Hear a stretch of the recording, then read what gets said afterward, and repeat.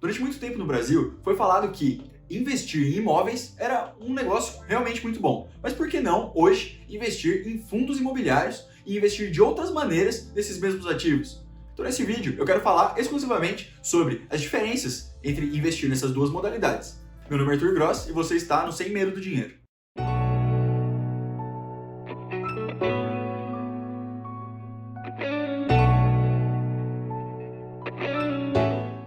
Com certeza, em algum momento da sua vida, ou você já teve que pensar nisso, ou ainda vai ter que tomar por decisão financiar um imóvel, né, a menos que você tenha o dinheiro para comprar ele à vista, mas pensamos aí em um financiamento, ou você pode viver de aluguel. Né? Mas normalmente, né, o que a gente sabe é que o valor dos financiamentos sempre são mais altos, né, sempre são mais caros, né, mensalmente falando, do que o valor do aluguel que você viveria. Né? Então, qual a diferença, né, entre o valor que você pagaria no aluguel e o valor que você pagaria no financiamento, né, o dinheiro que sobrasse, se você investir em fundos imobiliários, né, como funcionaria, né, qual a diferença? Se você acha, né, que investir em imóveis é algo positivo, porque no longo prazo eles apresentam uma valorização substancial, você está certo. Né? Assim, no geral, os imóveis tendem sim a se valorizar ao longo do tempo, né? Seja você financiando, comprando um terreno, comprando um apartamento, uma casa, enfim. Né? Eu estou aqui justamente para falar sobre isso. Né? Por que talvez optar pela segunda opção, né? Optar por viver de aluguel e aplicar a diferença do montante que você pagaria mensalmente em fundos imobiliários possa ser mais interessante, no geral, para todos os tipos de perfis. O primeiro ponto que a gente pode pensar para falar sobre essas diferenças, né, de decisão que você pode tomar é assim: bom, se você vai estar financiando aquele dinheiro, concorda que você vai estar colocando, né, você vai estar pagando contas relacionadas àqueles imóveis, né? Então você vai estar pagando um boleto todo mês para pagar o seu financiamento, certo?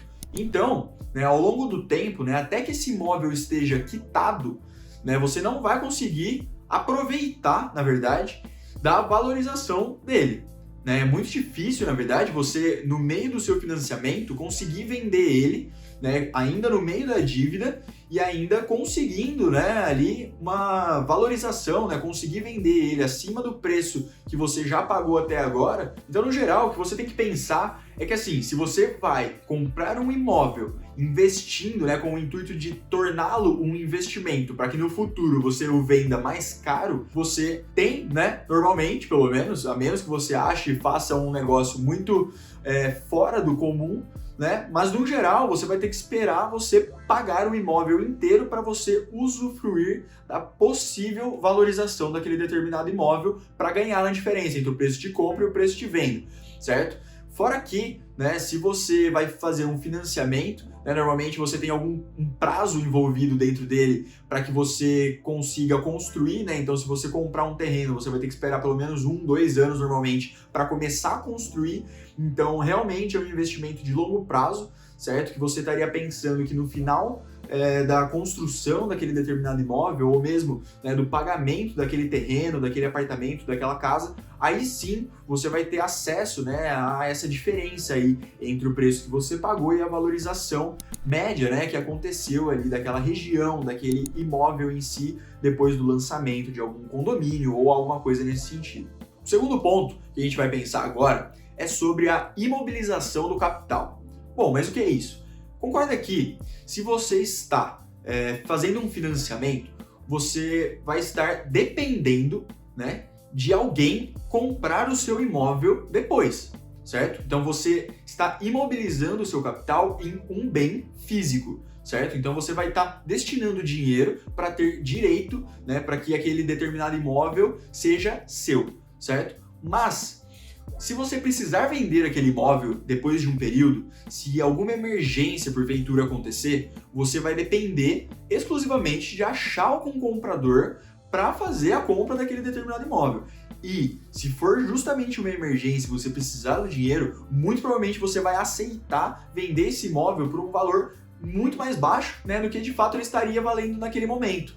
Né? Então você pode falar assim, bom, basicamente eu teria que aceitar vender aquele meu imóvel porque eu tive uma emergência, né? Então, na verdade, o que eu teria de valorização eu já não tive, então você realmente não capitalizou seu dinheiro ao longo desse tempo, né? Você realmente imobilizou seu capital por muito tempo, você não podia usar aquele dinheiro para outra coisa, porque ele já estava compondo o preço do seu imóvel, certo? Mas o contrário não aconteceria se você investisse em fundos imobiliários, por exemplo. Né? Se você está vivendo de aluguel, pagando um valor mensal mais baixo, mas o que sobrar você compra cotas de fundos imobiliários, né? Quais seriam os benefícios aí que a gente pode pensar dentre investir em fundos imobiliários? Né? O primeiro, que para mim é o mais claro, né, é justamente falando sobre a imobilização do capital. Né? A qualquer momento, se eu comprar os fundos mais famosos, fundos mais negociados, que também me proporcionam diversificação de carteira, eu tenho liquidez no meu papel. Né? Eu não dependo de outros agentes, né? A não ser um comprador na própria B3 que vai estar aceitando comprar aquele meu determinado papel na cotação daquele dia, certo? É claro, eu também posso não ter uma valorização do meu papel pensando que naquele exato momento meu papel pode estar a preço de custo quando eu comprei, mas né, os fundos imobiliários eles também são muito interessantes porque eles te pagam proventos, né? Então tem muitos fundos que mensalmente, né, periodicamente vai te pagar proventos. Então a todo instante você está vendo, né, além daquele seu papel possivelmente valorizar, mas também o seu montante total, né, já está naturalmente crescendo, né, porque eles estão dividindo, né, a valorização, né, a rentabilidade daquele determinado imóvel. Então, se eu estou falando aqui de um fundo, por exemplo, de shopping, um fundo de galpão, um fundo de laje, qualquer coisa nesse sentido, ele vai me pagar proventos ao longo do tempo. Alguns fundos mais, outros menos, mas isso vai mesmo de qual papel você vai estar selecionando.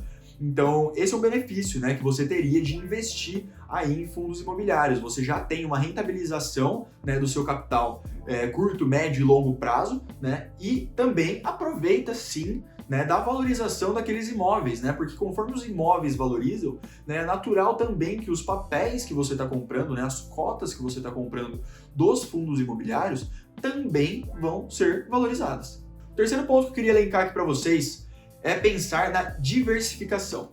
Né, a gente prega muito isso, né? Todo mundo que você ouvir falar sobre investimentos comumente, ou pelo menos deveriam, falar e prezar muito pela diversificação de carteira.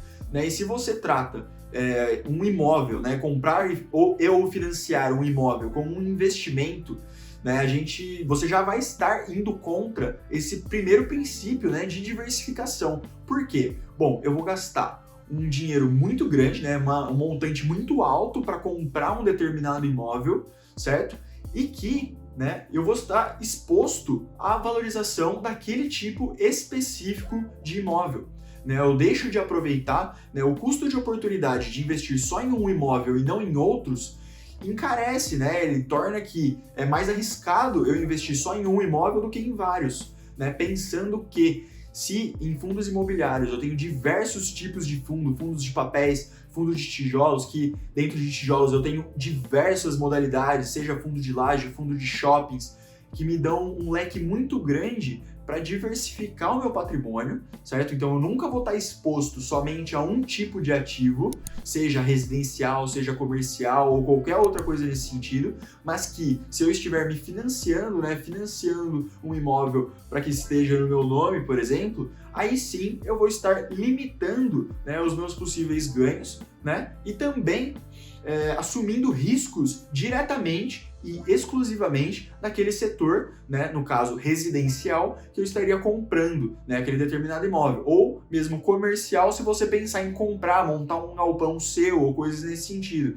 Né? Então você pode pensar, né, que se você está comprando cotas de um fundo imobiliário, você está dando a possibilidade de algum gestor que só trabalha com gerenciamento de imóveis, gerenciamento de capital para compra de imóveis e tudo mais, ele sim está diversificando seu patrimônio e buscando bons investimentos, claro, por isso que você também tem que analisar dentro de um fundo imobiliário a gestão, como está sendo distribuído, quais tipos de ativos estão lá dentro. Então, são pontos também muito relevantes, né? Não estou falando para você sair comprando qualquer tipo de fundo imobiliário, mas cabe sim a você avaliar quais são mais interessantes, quais pagam ou não mais proventos, aí vai da sua estratégia como investidor. Mas são pontos relevantes, né, para você analisar a diferença na hora de tomar por decisão financiar ou investir esse dinheiro.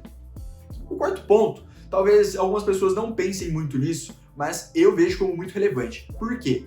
Qual é o quarto ponto? O quarto ponto é basicamente você pensar assim: se eu estou comprando um imóvel para eu morar lá, e caso, né, aconteça alguma coisa e eu precise me mudar, né, surge uma oportunidade de emprego em outro estado, em outra cidade, que torne inviável a viagem diária ou semanal, periodicamente, eu realmente preciso me mudar, né, eu estou preso àquele determinado imóvel. Né, eu não consigo, naquele momento, necessariamente achar, né, um comprador para ele. Né? Então eu vou voltar no primeiro caso que a gente citou, que eu vou aceitar, provavelmente, vender aquele meu imóvel por um preço mais barato, do que se eu estivesse com esse dinheiro rentabilizando em fundos imobiliários. Né? Por quê? Bom, se é um contrato de aluguel, eu simplesmente vou cancelar meu contrato e vou firmar outro contrato naquele determinado lugar que eu for. Né? Se eu vou pagar mais ou menos aluguel, enfim, isso aí você reajusta, né, na parcela que você destina periodicamente também para fazer seus investimentos. Se o aluguel é mais caro, talvez você invista menos, mas você continua tendo liquidez no seu dinheiro. Né? Se nessa mudança você precisar também de capital, você pode vender parcialmente suas cotas para pagar o que você precisar de mudança, o que realmente não vai acontecer se você tiver imobilizado esse capital dentro de um imóvel. Então deixa aí nos comentários o que você acha mais interessante: em viver de aluguel e investir em fundos imobiliários, ou ainda continuar fazendo financiamento, pensando aí que você gostaria de ter um imóvel no seu nome. Deixa aí nos comentários, lembre de se inscrever no canal, de deixar seu like e até a próxima.